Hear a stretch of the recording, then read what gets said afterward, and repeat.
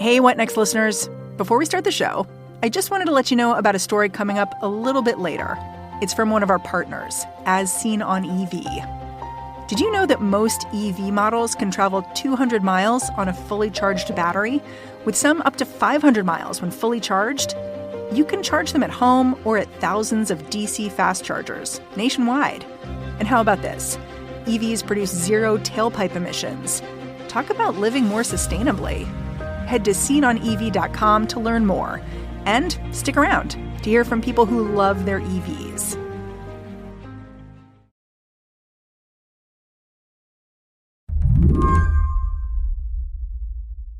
At the State of the Union address, President Joe Biden shouted out one constituency in particular. 1 in 10 Americans has diabetes. Many of you in this chamber do, and in the audience. But every day, millions need insulin to control their diabetes so they can literally stay alive.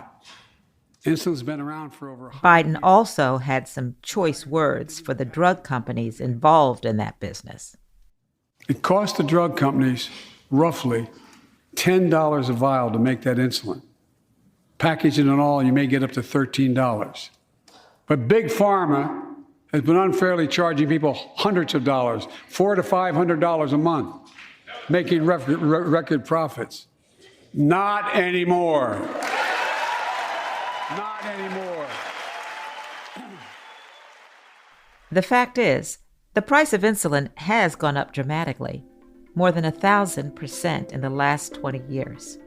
Bram Sable-Smith was diagnosed with type 1 diabetes about 11 years ago.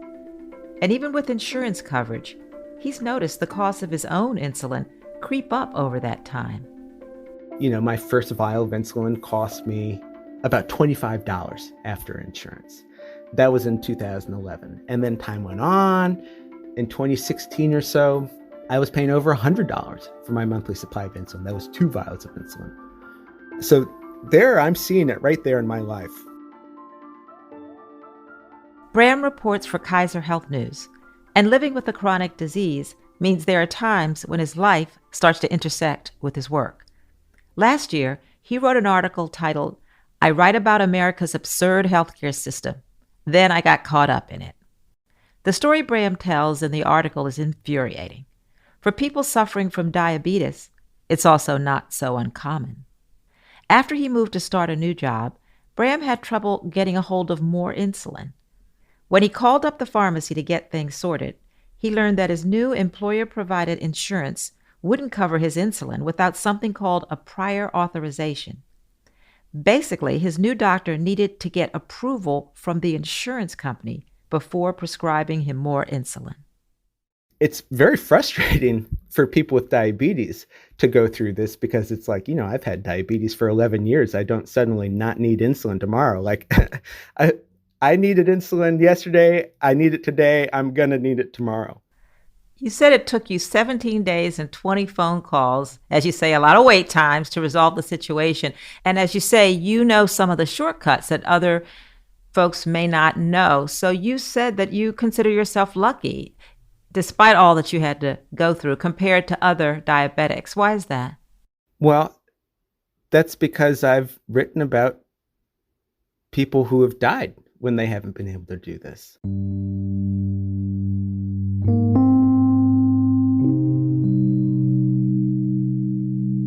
There's a number of people who have lost loved ones because they haven't been able to afford their insulin supplies, and that's lethal. When I'm looking at my situation, you know, spending hours on the phone, waiting several days, but I didn't run out of insulin.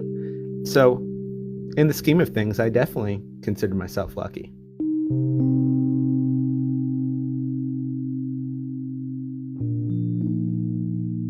Today on the show, why is a drug so many people depend on priced out of reach for all but a few? I'm Mary C. Curtis, filling in for Mary Harris. Stick around.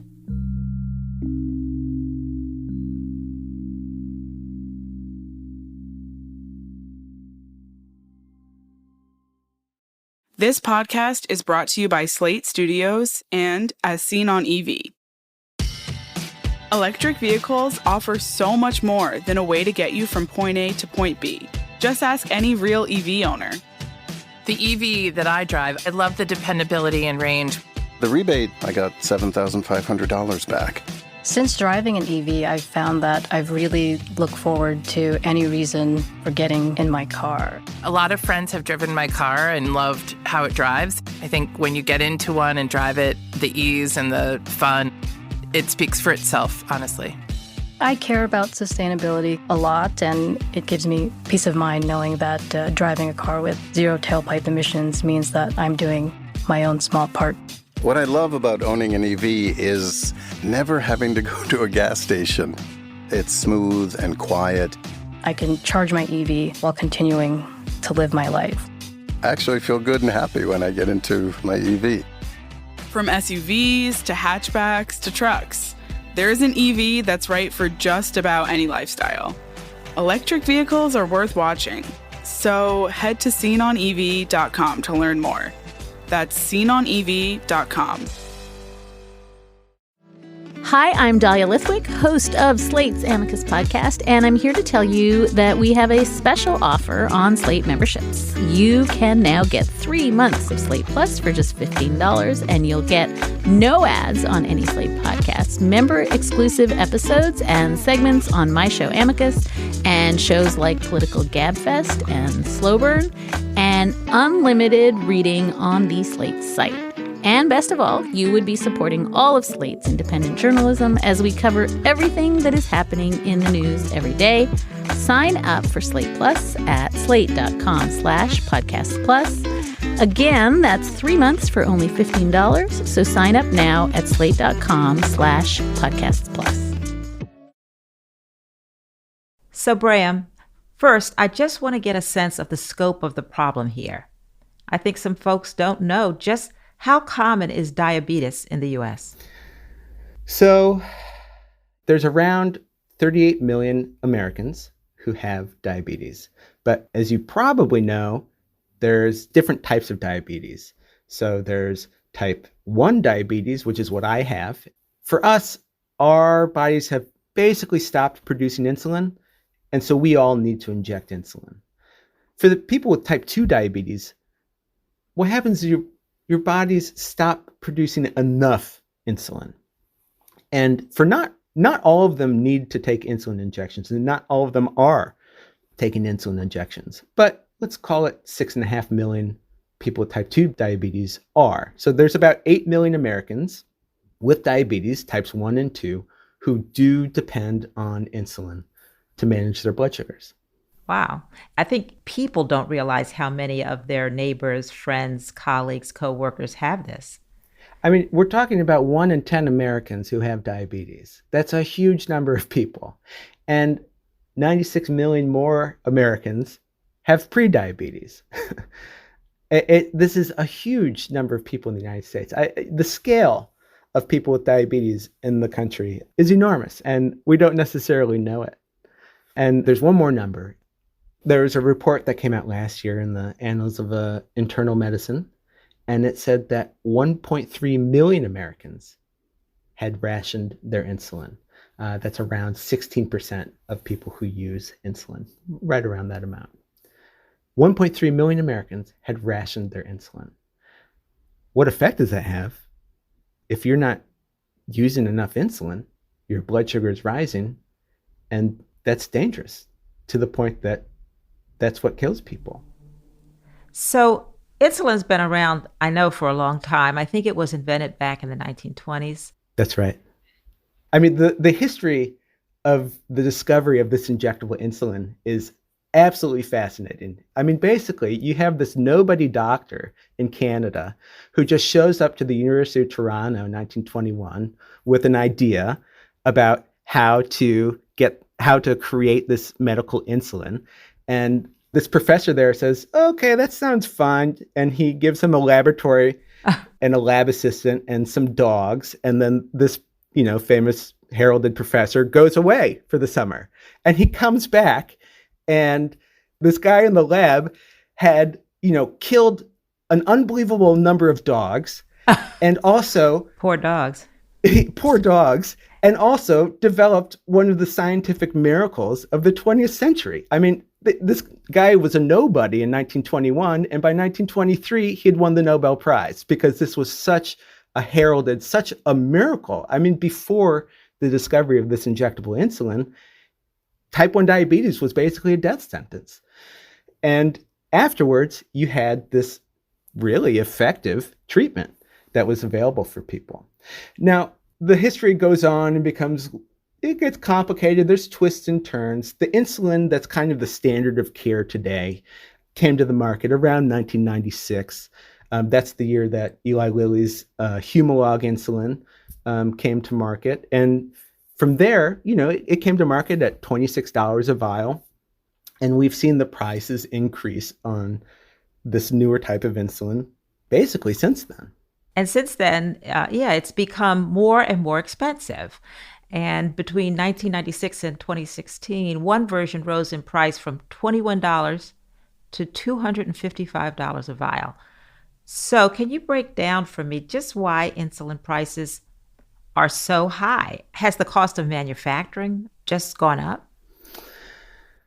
So I think the way to think about it is that there's a Game of Thrones happening between insulin manufacturers, the drug makers, the insurance providers, and these middlemen called pharmacy benefit managers. They're playing this high-stakes game with each other. And that game doesn't necessarily take into account people who are uninsured or underinsured. So let me tell you a little bit about it. You'll have an insurance company, and that insurance company will have millions of patients.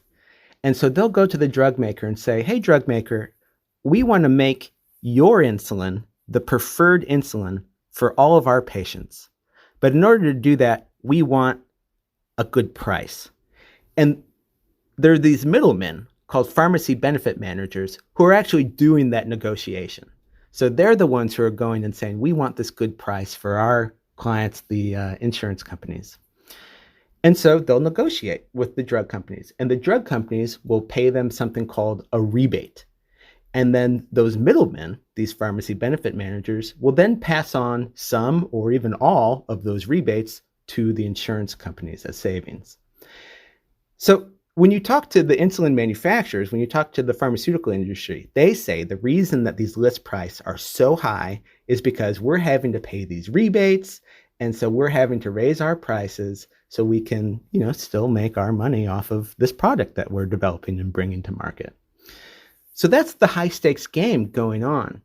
But what that means for uninsured patients, if you don't have insurance, all of a sudden you're just seeing the price tag of insulin go up and up and up and up. And you're thinking, what's going on? I can't afford this. Well, last year, Congress passed a copay cap for some Medicare patients that went into effect on January 1st. And in his State of the Union, the president called for capping out-of-pocket insulin costs to $35 a month for all Americans. So talk about the likelihood that it will pass in Congress and why folks might be against this kind of legislation. Mm-hmm. Well, there's a few things going on here. So first of all, the people who know more than I do, the people who are paid to know these kinds of things are saying this kind of proposal is unlikely to pass the current Congress. Why? I don't necessarily know, because this is something that's been popular with Democrats and Republicans. I mean, you might remember that President Trump tried to do a similar thing, capping insulin costs for some Medicare patients. For hundreds and thousands of seniors enrolled in Medicare, that's a big deal. Participating plans will cap cost at just $35 a month per type of insulin, and some plans may offer it free. So for everybody who's getting ripped off. But the bigger question I have about what President Biden is proposing is, what's he proposing exactly? The reason being, saying that you want to cap costs at $35, it's not as simple as that. So we can look at some proposals that were in Congress last year as possible ways that you can go about this. So right now, the Inflation Reduction Act created the $35 copay cap for some Medicare patients.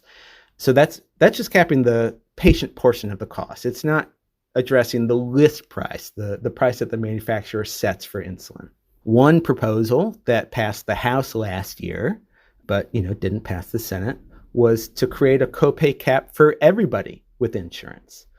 So for that, number one, there's a group of people who are left out of that, which is the uninsured, right? Because if you don't have insurance, you don't have copays, and therefore your copay is not capped. That was one criticism of that proposal last year. And the other one is that if you're just capping the copays, you're still not addressing the prices. So, this big markup on these vials of insulin, you're not addressing the price of that. So, you're capping the cost for the patients, but you're not capping the amount that the insurance is going to have to cover, and that might get passed along to patients down the line in the forms of premiums. You're not capping the amount that's, going into this negotiation with the manufacturers and the PBMs and the insurance company either. So I see it's a lot more complicated than just a simple cap. It's a lot more complicated than just a simple cap. What's the mechanism of the cap? We'll be right back.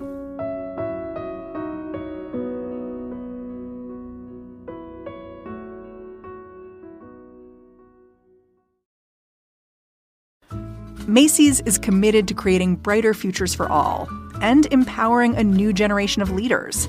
That's why they're continuing support of Girls Inc. all throughout March. Your online or in-store donation will help fund education and career readiness programming, inspiring all girls to be strong, smart, and bold. Give back and learn more at Macys.com/purpose. That is Macys.com/purpose. Bram, I want to zero in on the story of one individual and how the price of insulin has affected this person personally. Tell me about Nicole Smith Holt. Nicole Smith Holt is a mother in Minnesota whose son, Alec, died in 2017 because he couldn't afford his insulin. Alec was a restaurant manager. He was 25, turning 26. And when he turned 26, he was going to get kicked off of his mother's insurance. He was insured through his mom, Nicole. And so he was shopping around for insurance plans, and they were expensive. And he decided that the cheapest option for him would be to go uninsured, so he wouldn't have to pay the premiums, and to just pay for his insulin supplies out of pocket. He turned 26, and a month later, he died. He had gone to the pharmacy to try to get his insulin and needles, everything he needed. The price tag was too high, and so he waited. He decided he was going to try to make what he had last until his next paycheck came, so that he could then go to the pharmacy and pick up his next month's supply of insulin. But he died of diabetic ketoacidosis. He died of rationing his insulin before that paycheck came. And what did this spur Nicole to do? She became a relentless advocate on insulin prices, a relentless activist. She has testified in front of Congress. She was a guest at a State of the Union. Her story was told when Amy Klobuchar launched her presidential campaign. This disgrace should never happen in the United States of America. Not with a simple drug that's been around for nearly a century. The obstacle to change? The big pharma companies think they own Washington. Well, they don't own me, and they don't own Nicole. I mean, she helped organize something called the Caravans to Canada, where groups of diabetics and other insulin price activists would get in cars and buses and drive from the United States across the border to Canada and buy insulin over the counter there to showcase the difference in the costs that Canadians are paying versus what Americans are paying. So she has just been, if you're going to put a face on the insulin price movement, that's one of the most recognizable ones there is. In 2020, in Minnesota, the Alex Smith Insulin Affordability Act was passed. So what does it call for exactly? So, we were talking about price caps earlier. There's 22 states and the District of Columbia have now passed co-payment caps for insulin. What happened in Minnesota went a little bit further. It created essentially an insulin safety net so that when there's people with an urgent need for insulin, they're able to get an emergency supply of insulin for as little as $35 for some people who have an urgent need. And then it also creates a monthly cap on what people would have to pay for a year supply. So it goes just a little bit step further than even that copay caps we've been talking about. Well, you talked earlier that on the federal level, folks, as you say, who should know are saying that it's not looking likely that there'll be action. But you've just talked about something in the state that has made a difference. Do you think that changes could happen at the state levels instead of the federal levels? Oh, sure. Absolutely. I mean, there are those 22 states and DC who have taken action and done those copay caps. But you also have a handful of states led by California who are looking to manufacture their own insulin supply. Wow. It's also worth noting, haven't all the three major insulin manufacturers, they now have patient assistance programs? Have they had an impact? Oh, of course. Yeah. I mean, so all three major insulin manufacturers have new patient assistance programs. And there's also an initiative called getinsulin.org where you can find all of those programs. So this is something where, if there's somebody potentially in need of insulin and you're trying to figure out where to go, you go to getinsulin.org and then you say, this is the type of insulin I use. And then they'll kind of direct you to the correct patient assistance program for the manufacturer that manufactures the insulin that you use. So there's been a lot of effort by the pharmaceutical companies to create these patient assistance resources for people who would need them. Now, the challenge with these types of programs is you have to know they exist in order to be able to take advantage of them. Oh, yeah. When you're dealing with crisis, it's difficult to then say, okay, now where do I go? You want something and you want to know where to go right away. Yeah. That's right. Are there any other developments that make you hopeful that a story like Alex won't be repeated? Well, I mean, what we're seeing now is people taking action on all sorts of levels, big and small. We've talked about patient assistance programs. We've talked about the federal copay cap for some Medicare patients. We've talked about the states that have passed copay caps. And there's also individual action that's happening as well. So you've seen mutual assistance organizations popping up where people, this isn't necessarily legal, but people will share insulin supplies. So, if you're on Twitter, for example, you might see someone pop up and say, hey, we have an urgent need for Novolog insulin in, say the Virginia, Southeast Virginia area, something like that. And then that call out will go out and someone will say, hey, I have some extra insulin. I can get it to the person who needs it. And they'll organize getting the insulin from the person who has some to spare to the person who has an urgent need for it. So there's action happening at, big levels and small levels and, levels in between there as this issue has come into focus for a lot of people. Now, the number of people affected by diabetes is reason enough to care about this story. But I also wonder, do you think that this conversation about insulin pricing is somewhat of a proxy for talking about the price of healthcare and drugs in general in this country? Oh, of course. Of course. This is just part of it, Insulin is just one drug out of many. And this is how our system works. This is the system that we've created for ourselves, for better or for worse. This is the system that we have. We have drug manufacturers, we have insurance companies, we have the middlemen. I mean, this is how our system is designed. The insulin conversation itself has become quite salient for the obvious reason, which is that this is a life and death matter. The stakes don't get any higher than that. And that's why insulin has become kind of the poster child, the focal point for this conversation. But you're right. It very much is a proxy for our system writ large that we've created for ourselves and that we live in.